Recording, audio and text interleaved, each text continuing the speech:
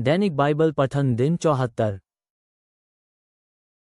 पुराना नियम numbers chapter 2:10 से 34। नंबर्स 3। रूबेन का झंडा पवित्र तंबू के दक्षिण में होगा। हर एक समूह अपने झंडे के पास अपना डेरा लगाएगा। रूबेन के लोगों का नेता शदेऊर का पुत्र एलीसूर है। इस समूह में 46,500 पुरुष थे। शिमोन का परिवार समूह रूबेन के परिवार समूह के ठीक बाद अपना डेरा लगाएगा। शिमोन के लोगों का नेता सूरी शदै का पुत्र शलूमिएल है। इस समूह में 59,300 पुरुष थे। गाद का परिवार समूह भी रूबेन के लोगों के ठीक बाद अपना डेरा लगाएगा। गाद के लोगों का नेता रूएल का पुत्र एल्यासाप है। इस समूह में 45,450 पुरुष थे। रूबेन के डेरे में सभी समूहों के 1,51,450 पुरुष थे। रूबेन का डेरा दूसरा समूह होगा जो उस समय चलेगा जब लोग एक स्थान से दूसरे स्थान की यात्रा करेंगे। जब लोग यात्रा करेंगे तो लेवी का डेरा ठीक उसके बाद चलेगा। मिलाप वाला तंबू दूसरे अन्य डेरों के बीच उनके साथ रहेगा। लोग अपने डेरे उसी क्रम में लगाएंगे जिस क्रम में वे चलेंगे। हर एक व्यक्ति अपने परिवार के झंडे के साथ रहेगा। एप्रैम का झंडा पश्चिम की ओर रहेगा। एप्रैम के परिवार के समूह वहीं डेरा लगाएंगे। एप्रैम के लोगों का नेता अम्मीहूद का पुत्र एलीशामा है।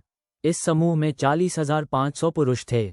मनश्शे का परिवार समूह एप्रैम के परिवार के ठीक बाद अपना डेरा लगाएगा। मनश्शे के लोगों का नेता पदासूर का पुत्र गमलीएल है। इस समूह में 32,200 पुरुष थे। बिन्यामीन का परिवार समूह भी एप्रैम के परिवार के ठीक बाद अपन डेरा लगाएगा। बिन्यामीन के लोगों का नेता गिदोनी के पुत्र अबीदान है। इस समूह में 35,400 पुरुष थे। एप्रैम के डेरे में 1,08,100 पुरुष थे। ये तीसरा परिवार होगा जो तब चलेगा जब लोग एक स्थान दूसरे स्थान से की यात्रा करेंगे। दान के डेरे का झंडा उत्तर की ओर होगा।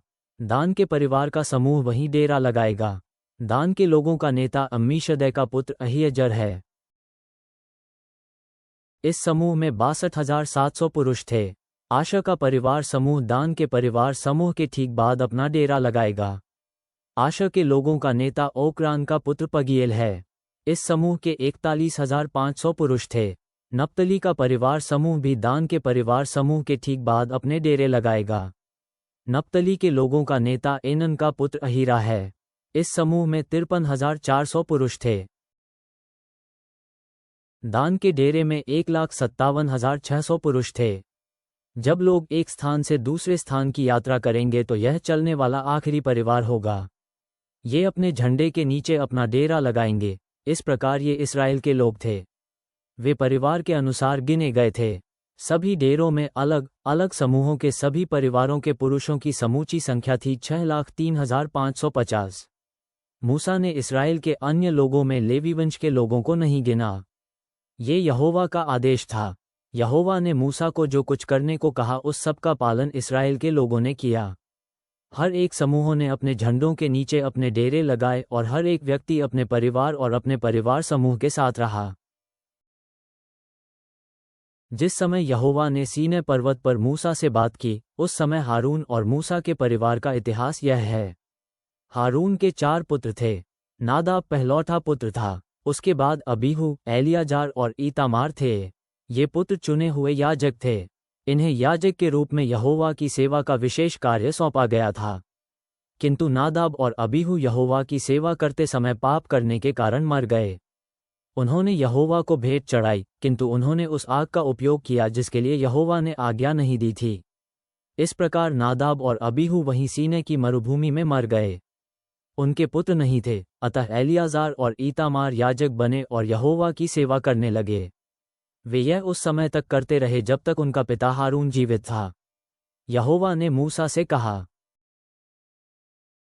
लेवी के परिवार समूह के सभी लोगों को याजक हारून के सामने लाओ। वे लोग हारून के सहायक होंगे। लेवी वंशी हारून की उस समय सहायता करेंगे जिस समय वे पवित्र तंबू में उपासना करने आएंगे। इस्राएल के लोग मिलाप वाले तंबू की हर एक चीज की रक्षा करेंगे, यह उनका कर्तव्य है।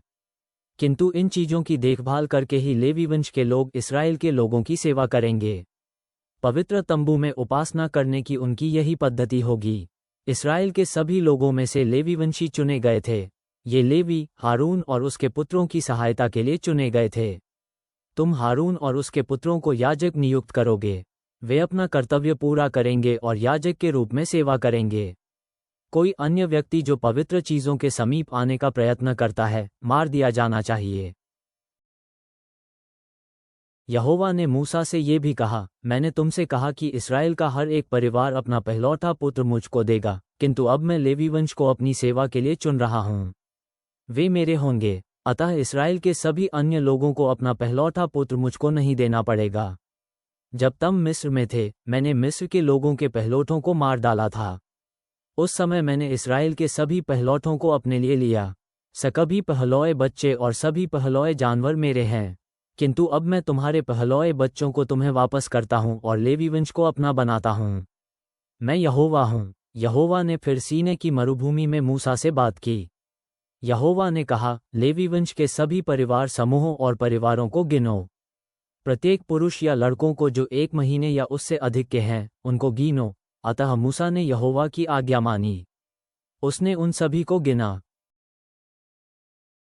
लेवी के 3 पुत्र थे, उनके नाम थे गेर्शोन, कहात और मरारी।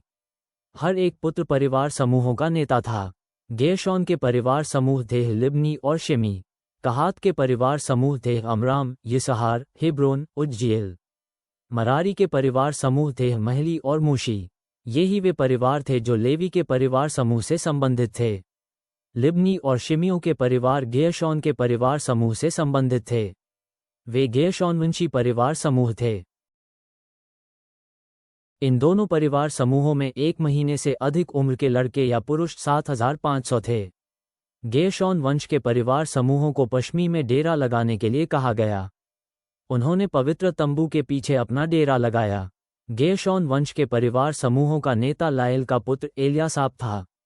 मिलाप वाले तंबू में गेर्शोन वंशी लोग पवित्र तंबू, आच्छादन और बाहरी तंबू की देखभाल का कार्य करने वाले थे। वे मिलाप वाले तंबू के प्रवेश द्वार के पर्दे की भी देखभाल करते थे। वे आंगन के पर्दे की देखभाल करते थे। वे आंगन के द्वार के पर्दों की भी देखभाल करते थे। वे रस्सियों और पर्दे के लिए काम में आने वाली हर एक चीज की देखभाल करते थे। अमरामियों, यिसहारियों, हेब्रोनियों और उज्जीएल के परिवार कहात के परिवार से संबंधित थे। वे कहात परिवार समूह के थे। इस परिवार समूह में 1 महीने या उससे अधिक उम्र के लड़के और पुरुष 8600 थे। कहात वंश के लोगों को पवित्र स्थान की देखभाल का कार्य सौंपा गया। कहात के परिवार समूहों को पवित्र तंबू के दक्षिण का क्षेत्र दिया गया। यह वो क्षेत्र था जहां उन्होंने डेरे लगाए। कहात के परिवार समूह का नेता उज्जीएल का पुत्र एलीसापान था। उनका कार्य पवित्र संदूक, मेज, दीपाधार, वेदियों और पवित्र स्थान के उपकरणों की देखभाल करना था। वे पर्दे और उनके साथ उपयोग में आने वाली सभी चीजों की भी देखभाल करते थे। लेवी वंश के प्रमुखों का नेता हारून का पुत्र एलियाजार था। वह याजक था। एलियाजार पवित्र चीजों की देखभाल करने वाले सभी लोगों का अधीक्षक था।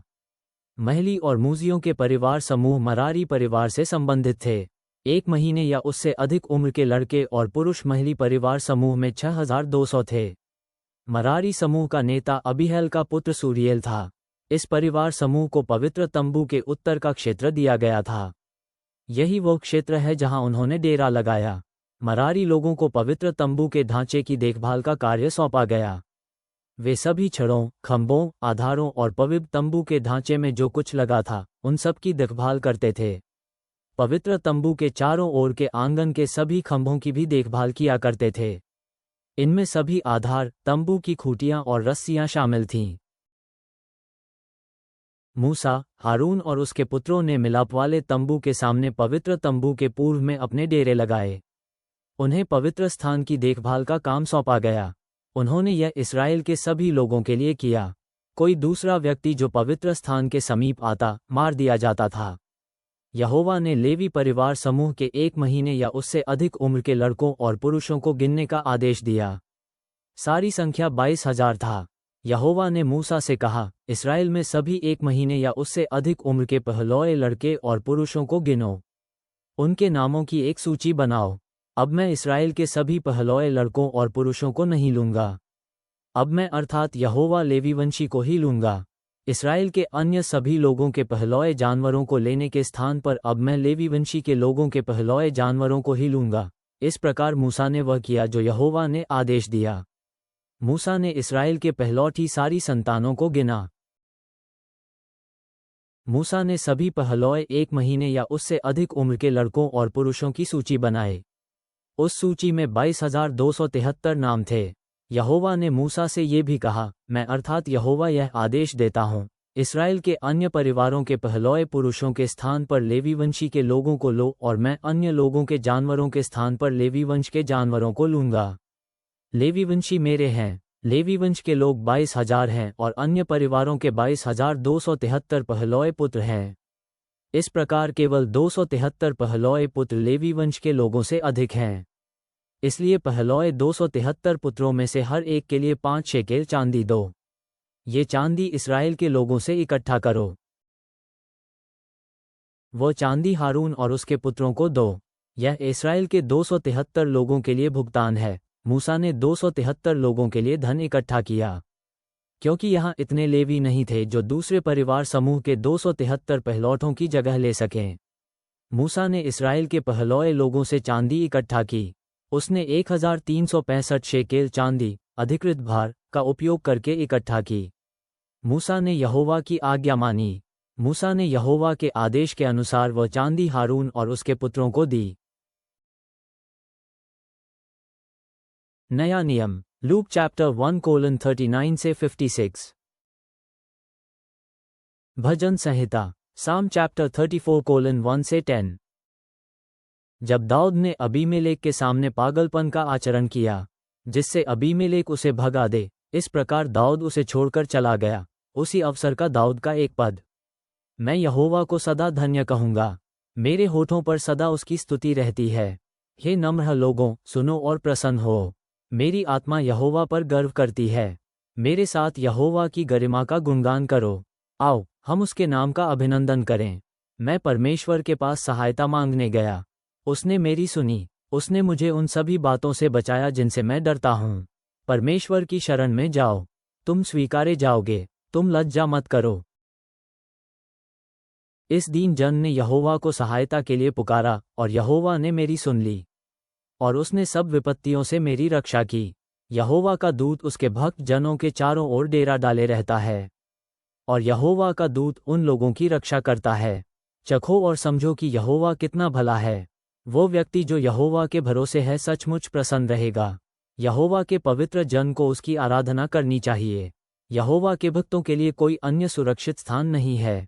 आज जो बलवान है दुर्बल और भूखे हो जाएंगे, किंतु जो परमेश्वर के शरण आते हैं वे लोग हर उत्तम वस्तु पाएंगे।